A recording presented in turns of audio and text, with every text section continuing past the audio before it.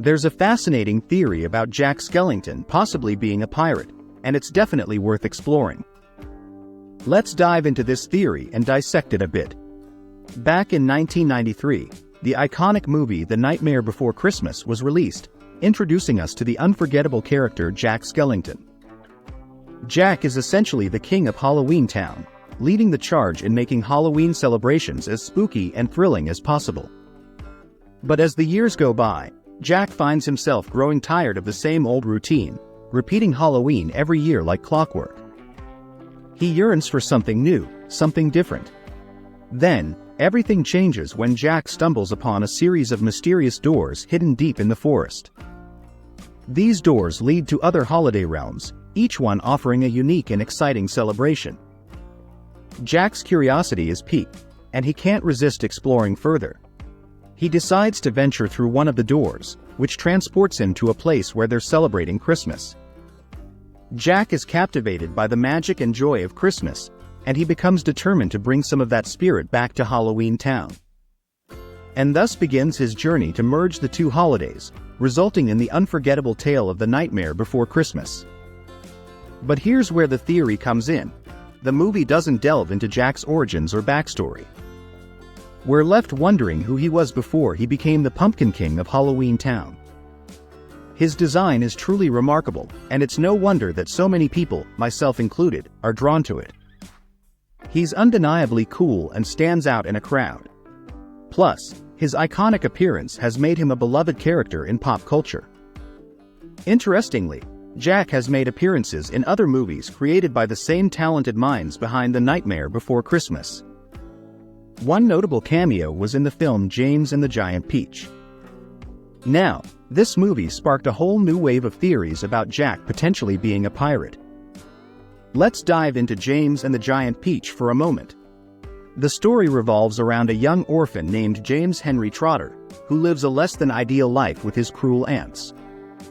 His world is turned upside down when a tragic accident involving a rhinoceros takes his parents away from him on his birthday. But here's where things get magical. James discovers a special magic potion called crocodile tongues. When he accidentally spills them on a peach tree, it grows into a massive peach, giving him the power to embark on incredible adventures. Accompanied by a group of extraordinary bugs living inside the peach, James sets off on a journey full of wonder and danger. Together, they encounter fantastical creatures and overcome numerous obstacles, all while forming an unlikely family along the way. Here's where things get even more intriguing. During James's journey with his bug friends inside the giant peach, they encounter a crew of skeleton pirates. Among these pirates is a character named Captain Jack, who looks exactly like Jack Skellington. He wears the same clothes and has the same skeletal design. It's essentially Jack Skellington in pirate attire. This resemblance sparked the theory that Jack might have been a pirate before becoming the Pumpkin King. Even though James and the Giant Peach was released after The Nightmare Before Christmas, the similarities between Captain Jack and Jack Skellington are undeniable. Given that both movies share the same director, it's entirely plausible that Jack Skellington could have been a pirate before he died. Consider Jack's behavior in The Nightmare Before Christmas. He kidnaps Santa Claus without much remorse and then takes over Christmas Town pretending to be him, and replaces all the traditional Christmas gifts with spooky Halloween-themed ones. This mischievous, rebellious attitude aligns well with the idea of Jack having a pirate's background. Moreover, pirates were most active between 1650 and 1720, long before Christmas became widely celebrated in the 19th century. This timeline could explain why Jack Skellington is unfamiliar with Christmas and Santa Claus.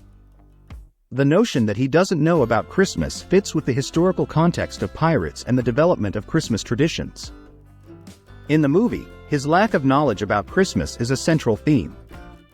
He stumbles upon the holiday and is completely fascinated by it, having only ever known Halloween. If we think about it, it makes perfect sense that Jack, coming from a time before Christmas was popular, would have no idea what it was about or who Santa Claus was. But there's one aspect of this theory that doesn't quite add up. How did Jack Skellington end up in Christmas Town? In James and the Giant Peach, the Centipede character fights off and defeats the skeleton pirates, including Captain Jack. This is puzzling because being skeletons, they're already dead. If Centipede managed to defeat them, perhaps Captain Jack was sent to Halloween Town in the nightmare before Christmas afterward. Given he was already a skeleton, this would imply he somehow died again and was relocated to Halloween Town to live among other spooky creatures. Another possibility is that the pirate life somehow led Jack and his skeletal crew directly to Halloween Town, almost by mistake. Once there, Jack might have fallen in love with the town's eerie charm. He eventually became the key figure who made Halloween Town what it is, organizing the festivities and ensuring the celebrations were top-notch every year. This could also explain why Jack became so bored with Halloween. As a pirate, he was used to constant adventure and new experiences, not repeating the same routine year after year. The monotony of Halloween Town's yearly celebrations might have left him yearning for something different, which explains his fascination with Christmas when he first stumbles upon it. Of course, this is all speculative, but it does make a lot of sense. These connections have led some fans to theorize about a sort of Jack Skellington multiverse within Tim Burton's movies. For instance, an early design of Jack appears in the short film Vincent, and the final version of Jack's head can be seen in the movie Beetlejuice on the Bio-Exorcist's carousel hat. He also makes an appearance in the movie Sleepy Hollow as the Pumpkin King at the beginning.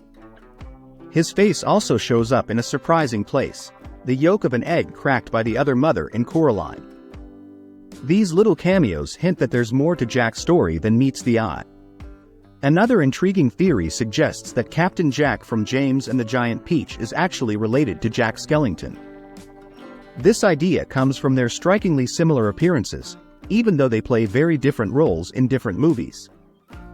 Captain Jack is a pirate, while Jack Skellington is the Pumpkin King of Halloween Town, but their skeletal looks and names are hard to ignore. It's interesting to think about how these two characters could be connected.